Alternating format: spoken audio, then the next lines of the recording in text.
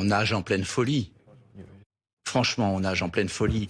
D'ailleurs, c'est triste pour Napoléon, parce que, quand même, Napoléon, c'était autre chose qu'Emmanuel Macron. Enfin, tout ça est grotesque, pardonnez-moi, mais moi, j'ai été, comme beaucoup de Français hier soir, consterné. Consterné de l'instrumentalisation de la peur qu'a organisé de manière mensongère Emmanuel Macron, car il sait très bien qu'il n'y a aucune menace russe pour la France, que la vraie menace existentielle pour la France, c'est la faillite de nos finances, c'est l'insécurité, c'est l'islamisme, c'est les narcotrafiquants.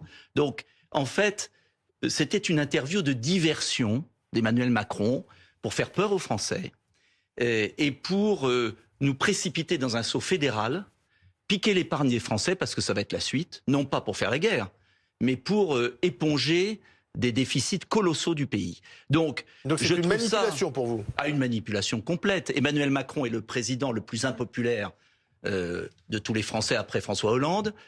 Il n'a plus le pouvoir. Et ce que je trouve absolument fou, c'est qu'au moment où on a la chance historique pour l'Europe d'avoir la paix, avec des Américains qui enfin sont raisonnables, alors que ce sont eux qui ont alimenté aussi la guerre et qui ont entraîné l'agression de Poutine, que j'ai condamnée. Mais c'est un cercle vicieux entre néoconservateurs américains et Poutine. Et on a la chance inouïe d'avoir un Donald Trump qui dit on arrête les frais, on fait la paix, ce qui est une chance pour l'Europe. Mais c'est la paix à quel prix? C'est la paix à la mode Poutine? C'est la paix aux conditions russes? Mais non, c'est une négociation.